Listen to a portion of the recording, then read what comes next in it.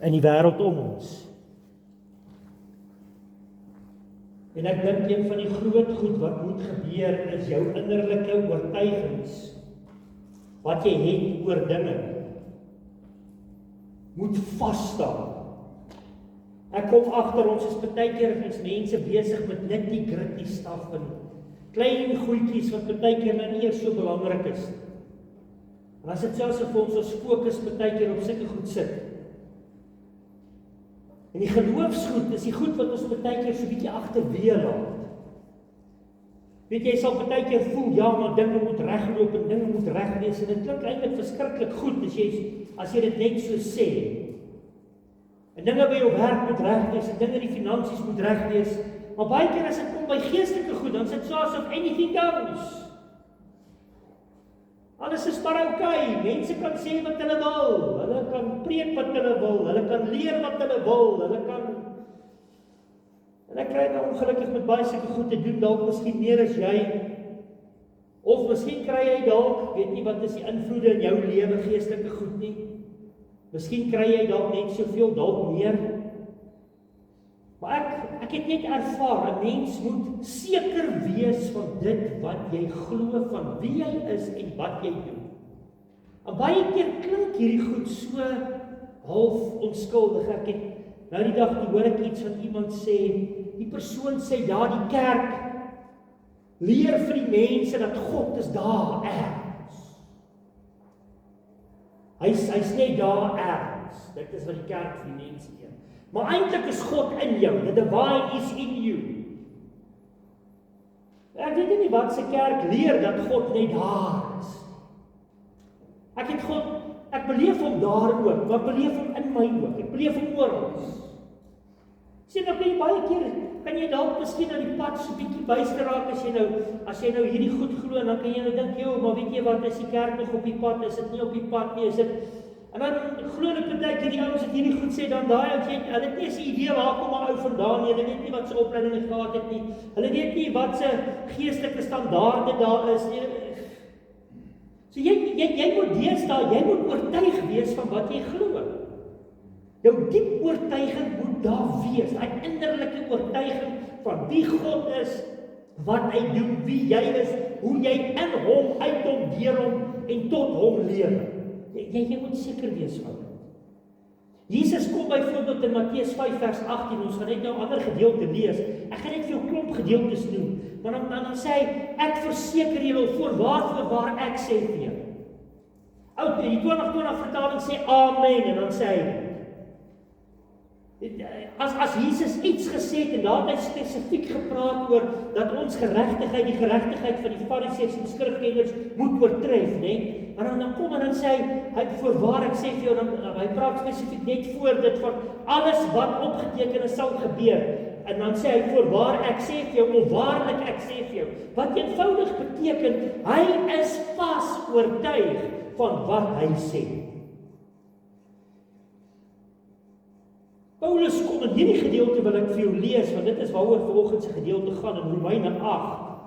Ek wil tog vir jou vra, gaan lees 'n bietjie deur Romeine 8.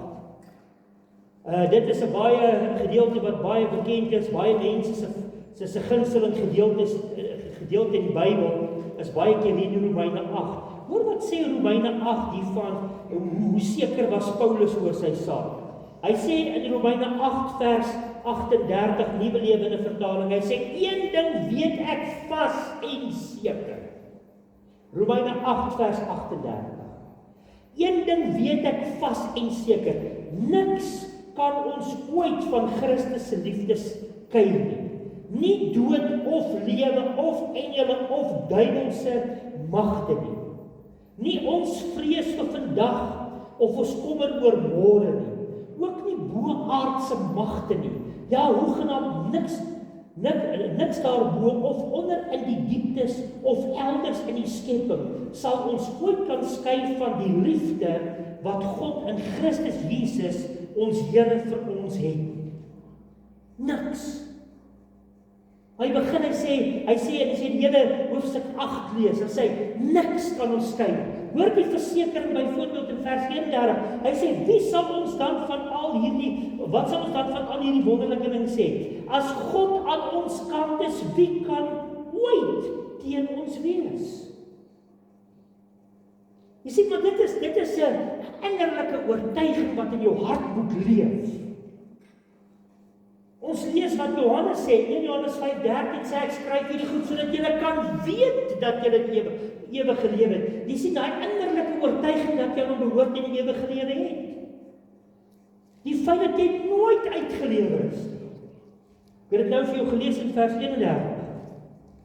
Dit selfs in 2 Timoteus 1 vers 12. Ja, miskien moet ek hom vir jou gou lees. In 2 Timoteus 1 vers 12 sê Paulus hierdie volgende woorde. 2 Timoteus 1 vers 12. Dit is waarom ek hier in die tronk is. 2 Timoteus, as jy vinnig kan blaai. 1:12 of as jy net wil luister, na die tyd kry jy natuurlik al die skrifgedeeltes. Hy sê, dit is waarom ek hier in die tronk is. Maar ek is nie skaam daaroor nie, maar want ek ken die een op wie ek vertrou. Hy sê, ek ken die een op wie ek vertrou, en ek is seker dat hy sal bewaar wat hy aan my toevertrou het, tot op die dag van sy koms. Daai verseker, jy's nie uitgelewer. 2 Korintiërs 13 vers 5 sê, toets jouself. Maar ek het dit net, terwyl ek my voorbereiding doen, het hierdie vers net so by my opgekom, en dit pas eintlik so wonderlik by dit wat ek glo die Here vir ons wil sê volgende. Hoor wat sê 2 Korintiërs 13 vers 5. 2 Korintiërs 13 vers 5. Hy sê, ondersoek julle self of julle in 'n egte geloofsverhouding met Christus staan. Daar's baie sulke gedeeltes wat ek nou hier vir jou lees, ek haal of jou paar uit. Maar hoor wat sê hy so, toets julle self, as julle nie daarvan oortuig is, dat Christus in julle woon nie, het julle die toets nie geslaag. Jy moet oortuig wees. Luister, dit is nie net 'n sondaarsgebed wat jy doen, en nou is alles sharp. En ek het nie 'n probleem met 'n sondaarsgebed wat gebid word. Behalwe dat daar nie regtig, daar's nie eintlik skrif vir 'n sondaarsgebed, 'n spesifieke sondaarsgebed soos ons dit ken. Maar ons weet ook waar dit vandaan kom, en dit is ook baie kragtig, as jy verstaan waar dit vandaan kom, maar dit moet jou oortuiging wees, as jy daai gebed doen. As jy sê, Here Jesus, ek neem U aan as my saligmaker en verlosser, moet dit nie net woorde wees, jy moet oortuig wees in jou hart, dit is wat jy wil doen. So die hele kwessie van hy oortuiging wat jy het, daai vaste oortuiging wat jy het.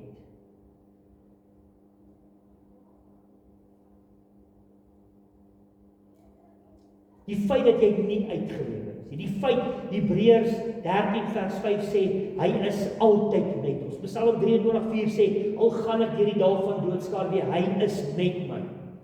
Jy weet, jy kan selfs in die sterre, en in die aand vir die sterre kyk, en dit lyk asof dit asof die sterre sommer randomly in die lug hang, maar selfs elke ster, God het ken hulle by naam, hulle is in spesifieke bane. Die hele skepping, hoe dit werk, die balans wat in die skepping is, dis goed daai wat my opgewonde maak oor God, en wat my oortuiging oor wie hy is en wat hy doen, net nog sterker maak. En dan gebeur goed soos byvoorbeeld, dit wat ons die naweek gevier het weer, van sy dood en opstanding, en dan kom die opstanding van Jesus, en dit is eintlik die bevestiging, dat jou vaste oortuiging eg en reg is. As ek nie vir dit was nie, soos wat ek gesê het, het ons eintlik nooit niks om vir mekaar te sê. Sien, dit is hier waar 'n mens se hoof, jou kop, jou hart, jou kop, jou denke, jou hoof, jou hart, ek gebruik nou maar net die H-woorde, en jou hande, begin in lyn kom, met God se woorde. Jy kan nooit sê, okay, dis net die hart is belangrik. Dit wat in jou kop aangaan is ook belangrik. En dit wat jy gaan doen is ook belangrik. Jy sien, hierdie goed werk saam. Daar's gewoonlik 'n probleem as mense net fokus op die een. As 'n mens dalk net sê, okay, alles moet net beredeneer word. Of nee, solank jou hart net oukei is. Of nee, weet jy wat, jy moet net die regte goed doen. Die probleem is net, aan die einde van die dag, as jou hoof sonder hart is, dan is dit maar 'n koue storie, hoor. Dis 'n koue godsdienst, dan kan jy dit maar 'n godsdienst noem. Dis nie 'n verhouding. As jou hart weer sonder jou hoof is, kan dit misleiding wees. Hoor mooi, as jou hart sonder hoof is, want baie van ons goed wat ons glo, en dinge oor God is logiese goed, daar's baie logika ook aan ons verhouding met die Here. Dit is nie net 'n gees-hart-storie nie. Dit is ook logies, dit is ook goed wat beredeneer kan word, en beredeneer moet word. Dis hoekom ons denke moet vernuwe, nê. En natuurlik, as dit nie gaan oor die hoof en die hart nie, dan is alles dood. Want ons geloof moet ons pas by ons dade ook, is dit nie Jakobus sê dit? So jy kan sien hoe hierdie goeders alles saamkom. Ek luister enige getuienis van iemand, waar hy sê die Here het met hom begin werk, en die Here het vir hom begin sê dat dit wat hy dink, en dit wat in sy hart is, en dit wat hy doen, hierdie goed moet begin saamwerk tot eer van die Here. En dit was my so mooi toe hy dit sê. Want baie keer wil ons net een kant uitlig. Baie mense wil net spiritual wees. En ek weet nie of julle dit eintlik maar al agtergekom het nie, maar dis asof daar so nuwe spiritual awakening nou skielik begin awaken. Wat dit ook al beteken. En dan wil hierdie awakening beleef, verligting beleef. Die Bybel is klaar reeds vol van hierdie goeders. Jy kry dit in Jesus deur die kragwerking van die Gees. En hulle sal nogal vir jou tegnieke gee ook om daarby uit te kom. Ons kan bly by dit wat die woord ons leer. Ons moet dit vir onsself uitmaak. Romeine 14 kan jy maar gaan lees, maar veral vers 5. Hy sê ja, vir party mense is een dag belangriker as die ander dae. Vir ander mense is al die dae belangrik. Hy sê eintlik sorteer dit uit vir jouself, man. Kry 'n vaste oortuiging vir jouself. Soos wat ons ook gelees het hierso van Paulus in 2 Timoteus wat ek net nou gelees het. Al is hy in die tronk. Hy weet waarvoor hy staan. En hy weet die Here sal klaarmaak wat hy begin het. Die groot storie is nou net, hoe doen mense dit? Hoe maak jy seker die vaste oortuigings, daai vaste oortuigings in jou hart, jy kom daarby uit? Nou daar's 'n paar verse wat ek vir jou gaan lees, en dan gaan ons net op die skerm 'n paar opsommings maak. Maar ek gaan ook vir jou hier net 'n klomp goed doen, want baie van dit wat ek nou vir jou gaan sê, gaan jy weet. Romeine 10:17 sê, geloof kom deur gehoor deur die woord van God. So met ander woorde, jy moet met God se woord besig raak, okay? Ons weet ook, ons moet hierdie woord nie net met dit deel, ons moet dit bietjie dink, né? Ek lees 'n boekie, is 'n baie ou boekie, en daar's 'n opskrif in een van die boekies wat praat van gedagtesuiweringsmiddels. Dink ek het dit al nie genoem. Was net so lank woord, alles in mekaar skryf. Gedagtesuiweringsmiddels. En waaroor dit gaan is, dat hy die woord sien as soos medisyne, en dan sê hy, hoe meer jy God dink, hoe meer jy sy woord dink, dis so asof dit nou in jou gedagtes begin al hoe swaarder word, hoe meer, dan begin dit later afsak, tot binne in jou innerlike mens, in jou hart, en dan word dit 'n realiteit. So as dit kom by vaste oortuigings, is dit ook nie 'n quick fix nie. Baie kerke se geloofsbelydenisse. Mense lees dit baie keer en dink hulle, ag, wat gaan met hierdie ouens aan? Weet of selfs die rade in die ek gaan nou nie al die name noem nie, want my geskiedenisfeite kan dalk nie heeltemal korrek wees nie. Maar waar hulle goed begin vasmaak en sê, ja, maar daai raad het dit besluit. Die kerk het reeds lankal, die vroeë kerk, het reeds lankal met die Nuwe Testament, en selfs met die Ou Testament, gewerk en gepreek, en voor daai goed vasgestel is, dis nie daai rade wat dit vasgestel het in die geskiedenis nie. Die ou kerkvaders, hulle het net op 'n punt gekom waar hulle dit by mekaar gesit het om dit makliker te maak vir mense. Baie van dit het 30, 40 jaar gevat om daai goeders, en bras ons dit partykeer net af asof dit 'n klomp mense is wat nou gesit en dink het en volgens politieke goeders en selfs wêreldgebeure nou 'n paar goed bymekaar gesit het. Dis nooit so nie. Dit het oortuig gekom. Jou geloof het nie gister begin nie. Jy het ook maar 'n paadjie geloop. So dis goed wat tyd vat en soos wat hierdie skool goed oordink die skrif. Psalm 1:2 mediteer dit. Ons sien selfs en miskien moet ek vir jou 2 Tessalonisense lees. In 2 Tessalonisense staan die volgende.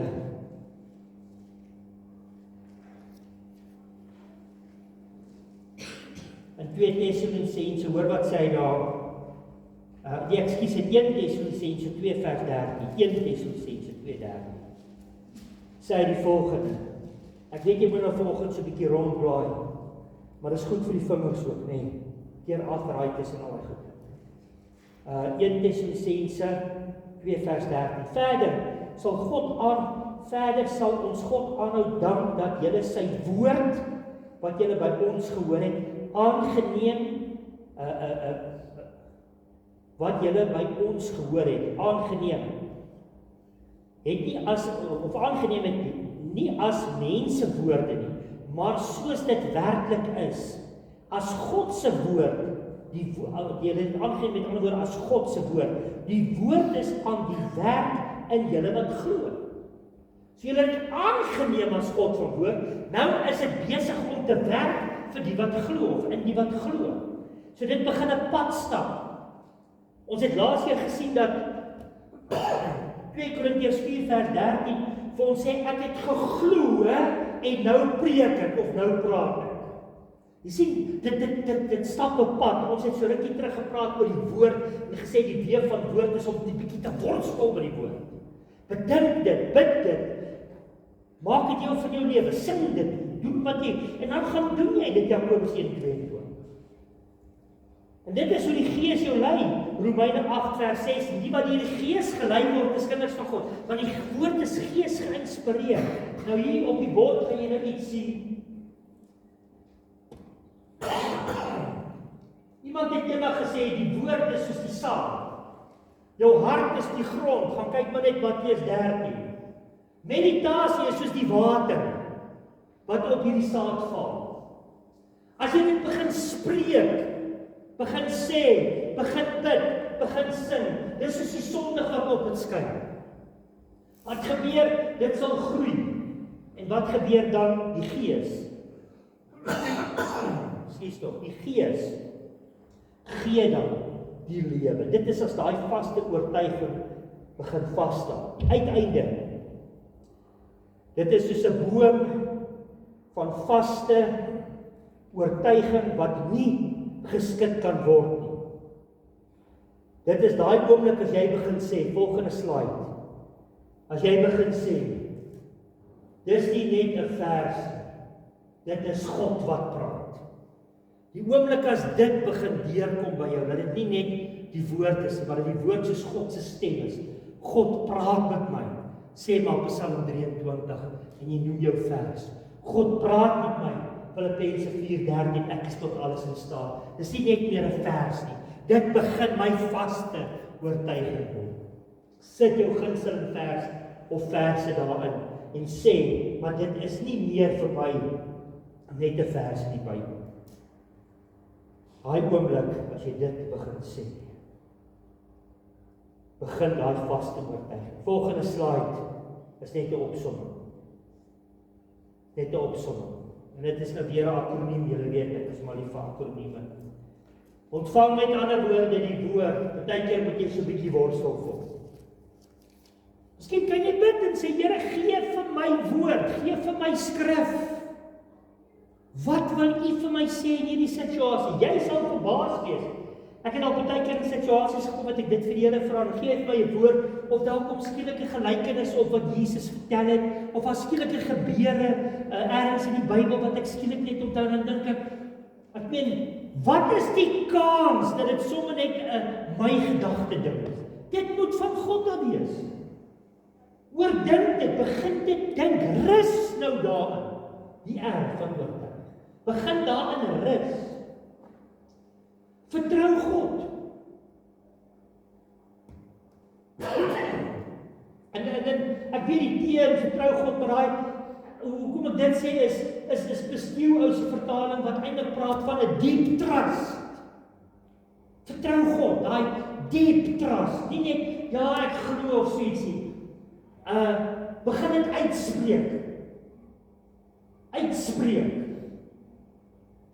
Kry daai innerlike bevestiging wat ek net nou gesê, daai ding wat hier in jou hart begin lewe. Onthou dit logos word nou rema, daaroor het ons baie gesê. En dan wil ek by dit uitkom, by die G uitkom. Geanker in Christus, gelei deur die Gees. Jy sien, kom ons gaan terug na die boomstorie. Hierdie boom is geplant. Dat die saad en wat alles gebeur, hy's geplant. Hierdie boom se wortelstelsel begin ingaan. Nou begin die wind en goed kan maar waai. Hy is vas. Dink aan vrede, die diep water. Bo kan die water kan daar golwe wees, weerlig wees, dit kan 'n magtige storm wees. Maar as jy uit hierdie water begin afgaan, is dit kalm en rustig. As jy daar onder by die korale en goeters kom, dan sien jy die visse swem, hulle gaan te keer, hulle eet, hulle is nie 'n saak met wat daar bo aangaan nie. Daai vrede, innerlike vrede, wat die Here eenvoudig vir jou gee. Mens kan 'n gebed bid, en dan kan jy sê, Here, ek kies vandag om in net U woord, Here, ek kies vandag om nie net U woord te hoor nie, maar dit te glo. Jy kan goed bid soos, Here, ek verklaar, ek is vas oortuig dat U getrou is, dat U goed is, dat U niks, en dat niks my kan skei van U liefde nie. Heilige Gees, maak hierdie waarheid lewendig in my hart, vestig dit diep binne in my, in Jesus naam. Jy sien, jy kan sulke goed bid. Here, mag hierdie logos woord wat U vir my gee, mag dit rema woord.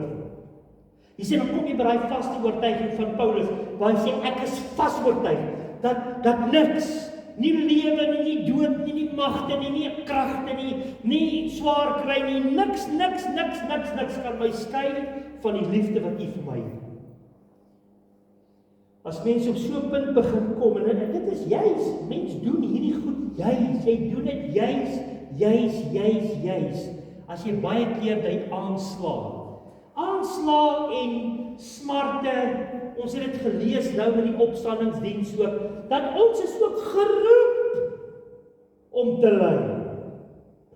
Ons wil dit nie sê nie, ons wil dit nie glo nie, maar jy is ook geroep om te ly saam met Christus. Dan sê die Bybel baie duidelik, en jy moet die hele Bybel verstaan om dit te sê, want dit help nie gebruik net 'n vers in die Ou Testament hier en daar nie. Dan kom die Bybel en sê, die rede hoekom jy saam met hom moet ly, is dat jy ook saam met hom iets van sy heerlikheid sal beleef. So moenie weghardloop as dit swaar gaan. Moenie aan mekaar kwyn as jou geloofspilare bietjie geskit word nie. Dan is dit juist die tyd om te sê, Here, ek verklaar in die naam van Jesus Christus dat ek meer as 'n oorwinnaar is, want U gee vir my die krag. Weet baie keer dan loop ek so rond en dan dink ek aan goed en ek raak ook bekommerd oor goed en dan dink ek net, Here, ek gaan U vertrou in hierdie situasie. Net jy sê ek, Here, ek glo eenvoudig U woord. Net jy sê ek, Here, dankie dat ek weet ek is vergewe en vry. En nie oomblik as ek dit doen nie, dan sit dit asof daai menslike goed wat my so 'n bietjie aan my kraag afval. Nou maar pastoor, jy is spesiaal, jy weet, jy is dan geroep en die Here het jou daar. Kom ek sê vir jou, dis vir almal. Ek is 'n mens, nie is jy ook nie is ek. Ons is almal voor die Here gaan. My gebed is dat jy innerlik oortuiging sal kry. God soek nie mense wat net weet nie. Hy soek mense wat vas oortuig is. Laaste slide. Want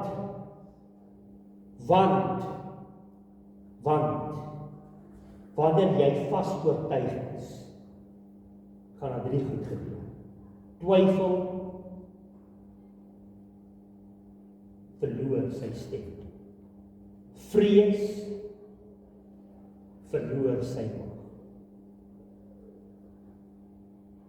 En geloof word jou lewens. Wie sal nee sê vir dit? Twyfel verloor sy stem.